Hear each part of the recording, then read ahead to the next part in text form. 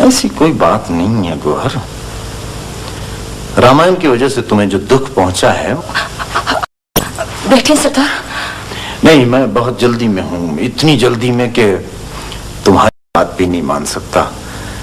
मगर एक बात याद रखना गौहर, हम औरत की बहुत इज्जत करते हैं और तुम्हारे खौफ तुम्हारे अपने वहमों का नतीजा है। तुम्हारे नुकसान की तलाफी कर दी जाएगी। खुदा हाफिज।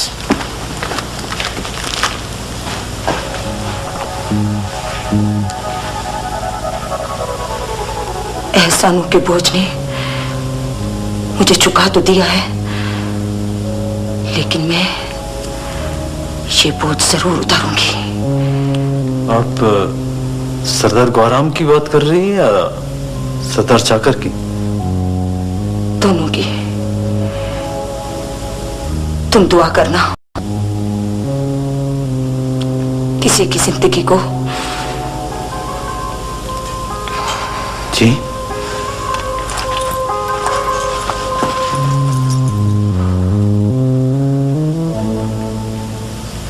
अब शेख मुरीद और रानी उम्र के उस मुकाम तक आ पहुंचे हैं जहां पर वालिदैन को उनके बारे में देखे हुए ख्वाबों की ताबीर में कुछ जल्दी हो जाती है। मैंने इस बारे में कभी आपसे मुख्तलिफ तो नहीं सोचा। अल्लाह हमारी सोचों और अमल को नेकी से वाबस्ता रखे। हमने दुनिया इन्हीं दो बच्चों के रूप में कमाई है और ज़ैदों के इस खानदान की बका इन्हीं से वाबस्ता है। इस दुनिया में रहते हुए दुनियादारी की सोचों से आजाद रहना मुश्किल है। मैं खुद इस कर्ज से सबकदोश होना चाहता हूँ। दोनों एक ही दस्तरखान पर बड़े हुए हैं, एक दूसरे को समझते हैं और फिर मेरी और तुम्हारी सोच भी एक है। क्यों न दोनों की मंगनी कर दी जाए? ठीक है, मुझे इससे क्या इख्तिलाफ हो सकता है?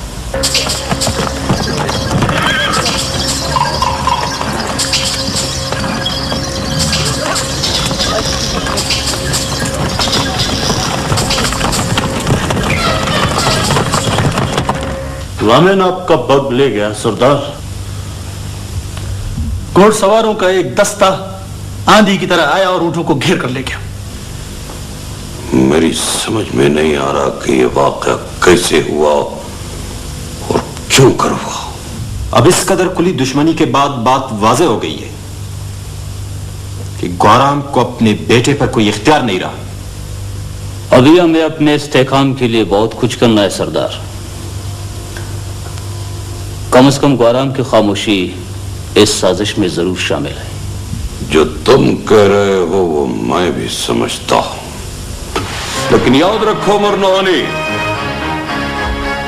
गौराम सब कुछ हो सकता है लेकिन मुनाफिक नहीं।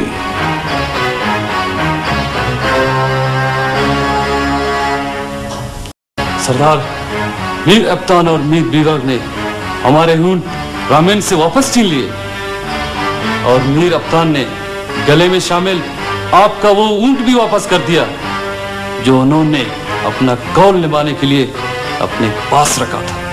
मैं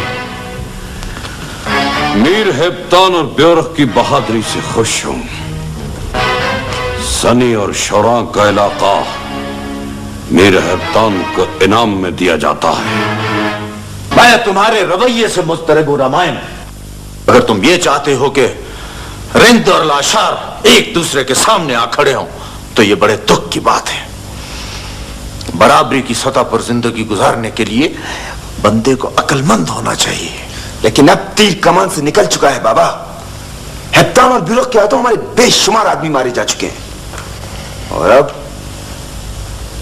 अब फैसला कबायली रिवाज के मुताबिक होना चाहिए ना। तो दूसरों के ऊंट जब हाँक कर लाओगे तो तुम्हें नताइज के लिए भी आगाह रहना चाहिए। सरदार, ऊंट लाने का मसला तो हमारे और चाकर खान के दरमियान था। ऊंट तो वापस भी किए जा सकते थे। इस पर कबायली जुर्माना भी हो सकता था।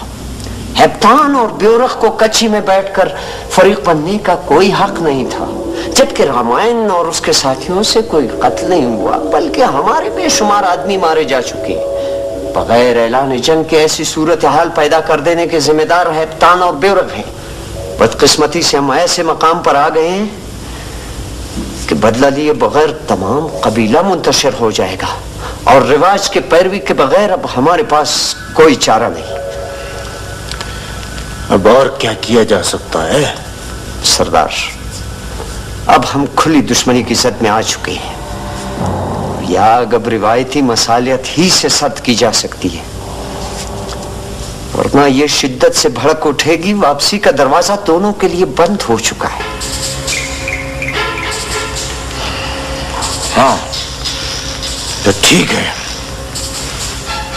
अब कुछ भी हो, बहरहाल चाकर को फैसले के लिए मेरे पास आना हो। नहीं, ये नहीं हो सकता।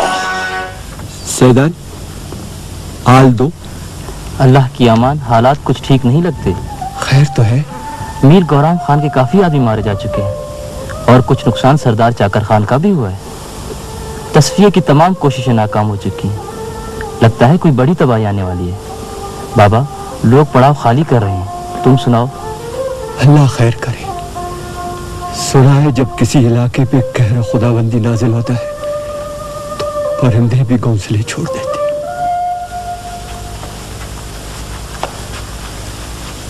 बाबा पान।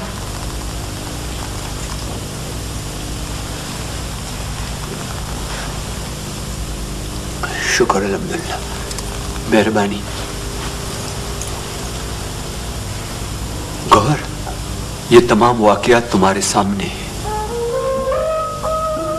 मैं खैर लेकर तुम्हारे पास आया हूं।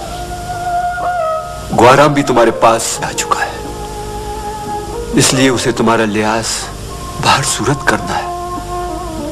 फिर तुम औरत हो, तुम्हें वो रवाज के मुताबिक खालियात नहीं लौटाएगा। बाबा, ये दो सरदारों का मामला है और आप तो मेरी हैसियत से वाकिफ हैं। मैं जानता हूं हमें यह सब कुछ नेकी समझकर करना है, अमन के लिए, खुदा के बंदों की बेहतरी के लिए।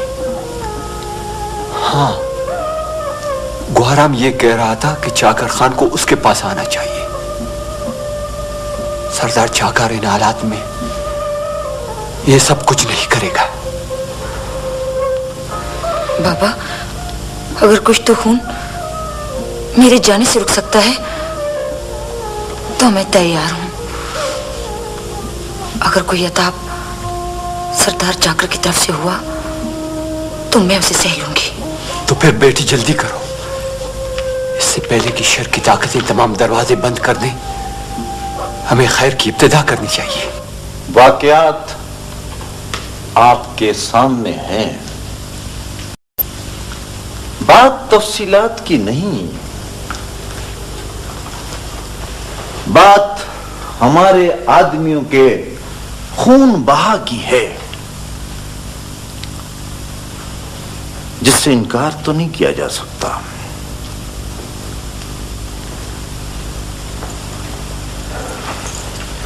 और इतनी बड़ी हकीकत के सामने तफसीलात बेमानी होकर रह जाती हैं। सरदार, मैं सिर्फ खैर के जज्बे से आई हूं।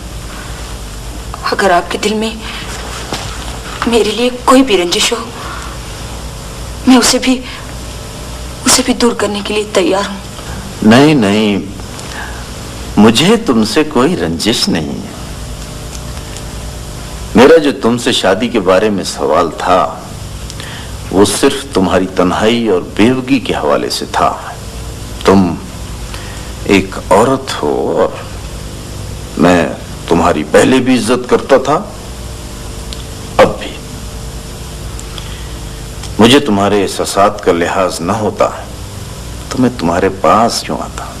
मैं सिर्फ इसलिए तुम्हारे पास आया था कि रामायण की गलती थी और मैं नहीं चाहता था कि तुम मुझे उसमें शामिल करो।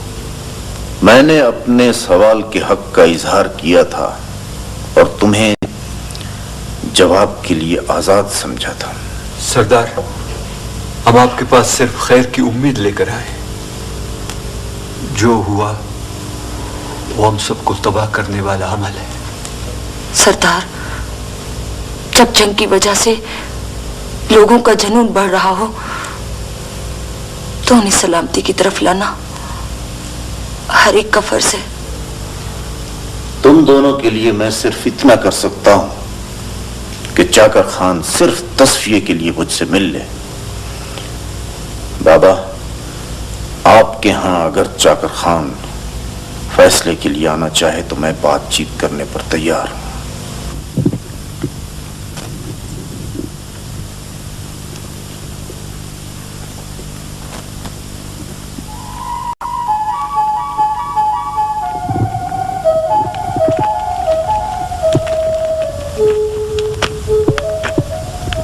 बाबा कौन है? बाबा तो किसी काम से सेवी गए हैं। सेवी से तो मैं आ रहा हूँ, मैंने रास्ते में नहीं देखा।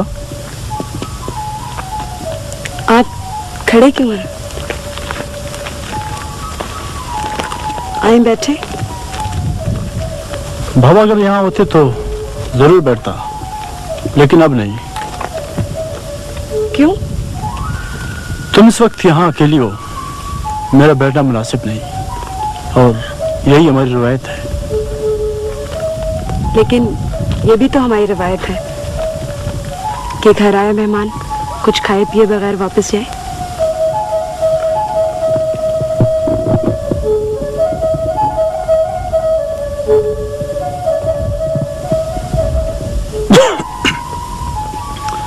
मैं बाबा के लिए सरदार चाकर का पैगाम लाया हूँ। तुम उसे बता देना कि सरदार चाकर खैर के लिए आपके यहाँ मीर गौराम से मिलने के लिए तैयार है। ठीक है, मैं बता दूंगी। अच्छा, अब मैं चलता हूँ। शायद बहुत जल्द तुम्हारे बाबा से कुछ मांगने के लिए दोबारा आ जाऊँ।